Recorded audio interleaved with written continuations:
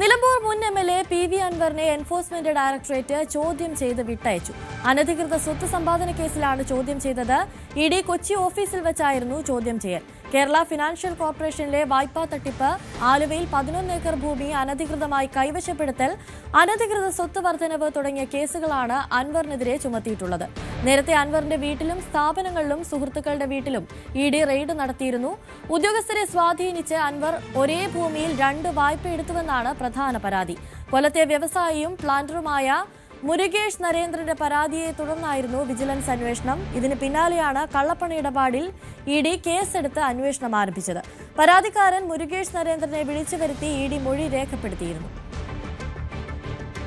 കേരളത്തിൽ നമുക്കറിയാം, നമ്മളൊക്കെ സാമ്പത്തിക ആവശ്യം വരുമ്പോൾ ലോൺ എടുക്കുന്നവരാണ്. അങ്ങനെ ഒരു ലോൺ എടുത്ത വ്യക്തി കൂടിയാണ് ഞാൻ. 9 കോടി ലോൺ എടുത്തതിൻ്റെ ഭാഗമായി 5,79,00,000 രൂപ തിരിച്ചടവും നടത്തി കഴിഞ്ഞ കുറച്ച് കാലങ്ങളായിട്ട് പേയ്മെൻറ്റുകൾ മുടങ്ങിയിട്ടുണ്ട്. ആ ലോണ് KFCയിൽ നിന്നാണ്, കേരള ഫൈനാൻഷ്യൽ കോർപ്പറേഷനിൽ നിന്ന്. അതിൻ്റെ പേരിൽ കേരളത്തിലെ മുഖ്യമന്ത്രിയുടെ നേരിട്ടുള്ള നിർദ്ദേശപ്രകാരമാണ് എന്ന് ഞാൻ മനസ്സിലാക്കുന്നു. കേരളത്തിലെ വിജിലൻസ് ഞാൻ തട്ടിപ്പിന് വേണ്ടിയിട്ട് ലോൺ എടുത്തു എന്ന രീതിയിൽ ഒരു 420 ചീറ്റിംഗ് കേസ് ഇട്ടുകൊണ്ടൊരു കേസെടുക്കുകയുണ്ടായി. ആ കേസിനെ ബലത്തിൽ ഈ FIRനെ ചൂണ്ടിക്കാണിച്ച് എൻഫോഴ്സ്മെൻറ്റ് ഡയറക്ടറേറ്റിന് കൊടുത്ത ഒരു പരാതിയുടെ അടിസ്ഥാനത്തിലാണ് എൻഫോഴ്സ്മെൻറ്റ് ഡയറക്ടറേറ്റ് ഈ കേസ് അന്വേഷിച്ചുകൊണ്ടിരിക്കുന്നത്. സ്വാഭാവികമായും അങ്ങനെ പരാതി കിട്ടിയാൽ എൻഫോഴ്സ്മെൻറ്റ് ഡയറക്ടറേറ്റിന് അന്വേഷിക്കേണ്ടി വരും. ആ അന്വേഷണം സ്വാഭാവികമായും നടന്നുകൊണ്ടിരിക്കുകയാണ്. പക്ഷേ ഇവിടെ എൻഫോഴ്സ്മെൻറ്റ് ഡയറക്ടറേറ്റിന് ഇങ്ങനെ അന്വേഷിക്കാനുള്ളൊരു കേസുണ്ടാക്കി കൊടുക്കാൻ വേണ്ടിയിട്ടുള്ള ഒരു കള്ളക്കേസ് എടുത്തത് കേരളത്തിലെ വിജിലൻസാണ്. അതിൻ്റെ രാഷ്ട്രീയം ഞാൻ പറയാതെ തന്നെ നിങ്ങൾക്കറിയാം.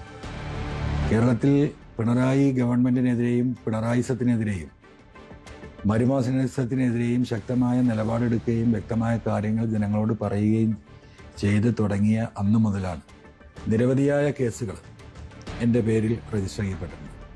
അതിലൊന്ന് മാത്രമാണിത്. സ്വാഭാവികമായിട്ടും ഇത്തരം ഒരു ഘട്ടത്തിൽ ഞാൻ പ്രതീക്ഷ അർപ്പിക്കുന്നത് കേരളത്തിലെ നീതിന്യായ വ്യവസ്ഥയിലാണ്. എനിക്കെതിരെയുള്ള നിരവധിയായ കള്ളക്കേസുകളിൽ എപ്പോഴും എനിക്ക് ആശ്വാസമായതും എനിക്ക് നീതി ലഭിച്ചതും കേരളത്തിലെ കോടതികളിൽ നിന്ന് തന്നെയാണ്. ആ കോടതികളിൽ വിശ്വാസം അർപ്പിച്ചുകൊണ്ട് ഇത്തരത്തിൽ കേരള ഗവൺമെൻറ് നിലകൊള്ളുന്ന നിലപാടുകൾക്കെതിരെ, കള്ളക്കേസുകൾക്കെതിരെ കോടതിയിൽ പോരാട്ടം തുടരും.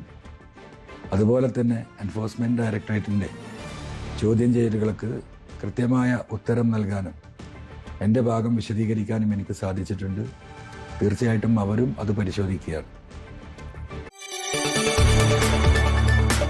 കൂടുതൽ വാർത്തകൾക്ക് News 18 Kerala YouTube channel subscribe ചെയ്യുക.